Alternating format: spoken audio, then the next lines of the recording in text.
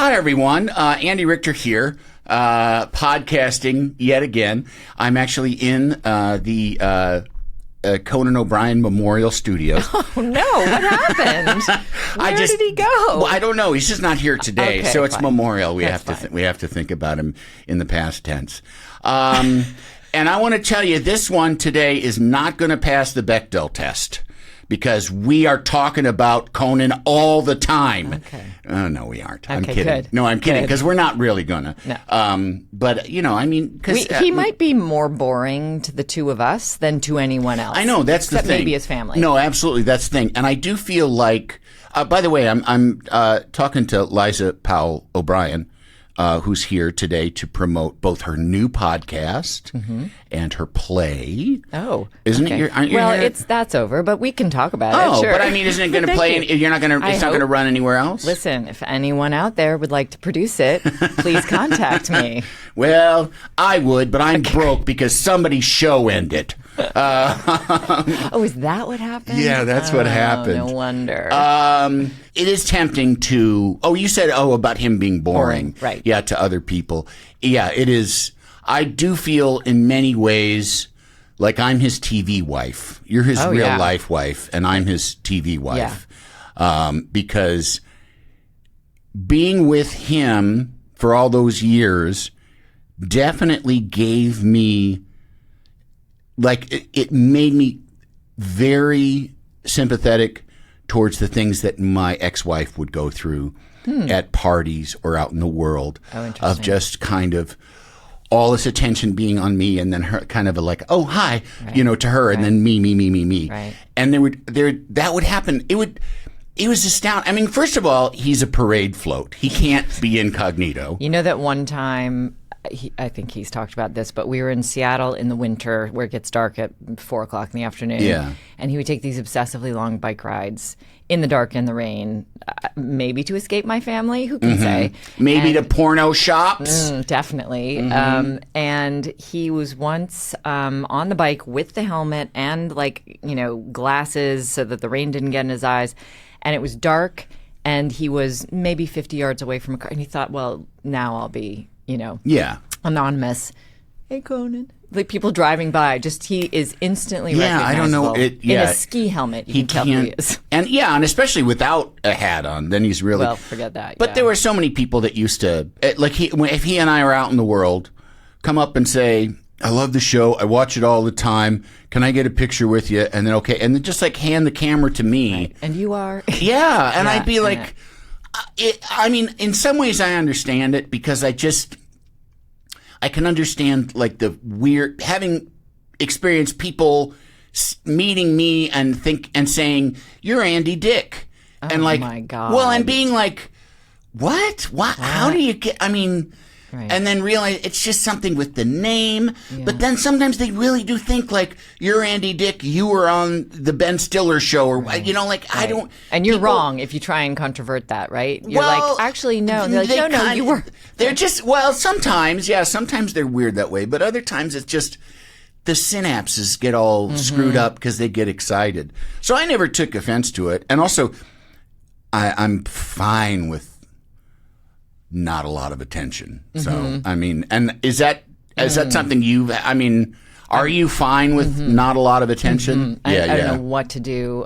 The first time that I went to the Emmys with him in 2000, I was so nervous about being scrutinized because I'd never been in any kind of public view at all.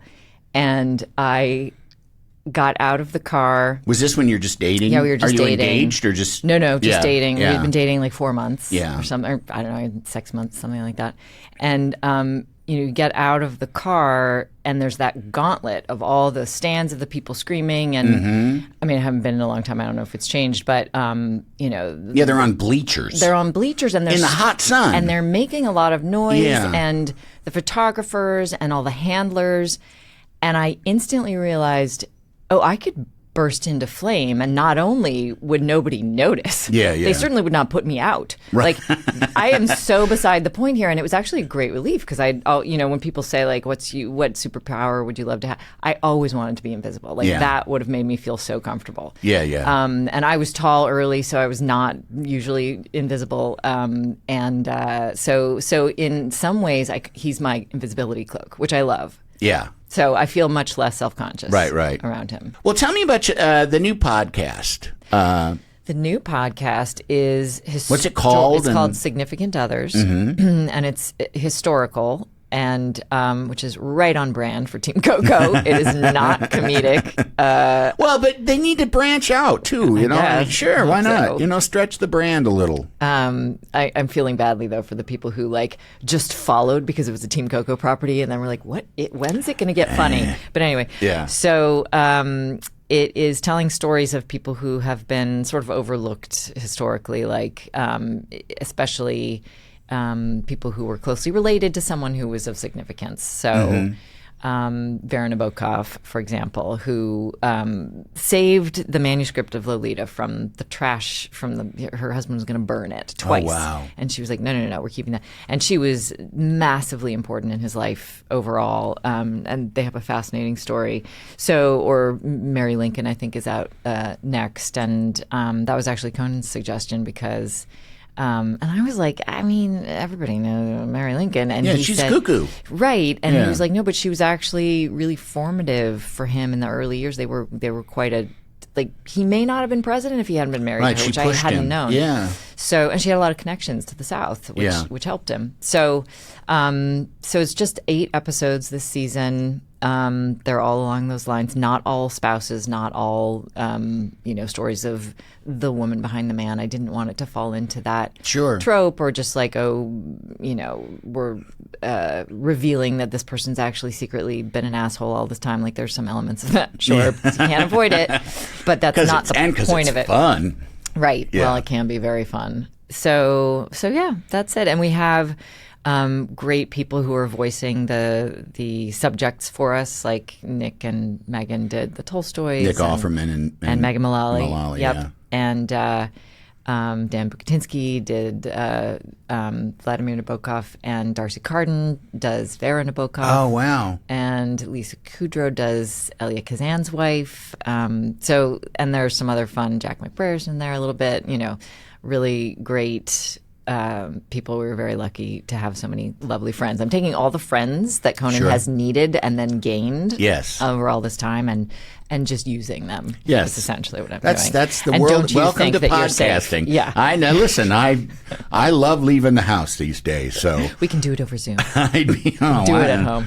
Can we do it here? We can also do it here. Yeah, let me get out of the house. Well, that's great. And how long does each episode take you to write?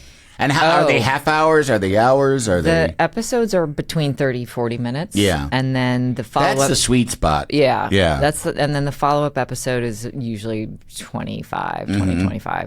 And I don't even know how long they take me to write because they take me so long to write. Oh, yeah. It is... I thought when I first talked to Adam Sachs about doing this...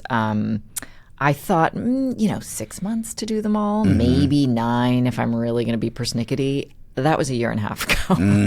It has been a bit of a hair shirt, but all of my own making. So they're very labor intensive. Yeah.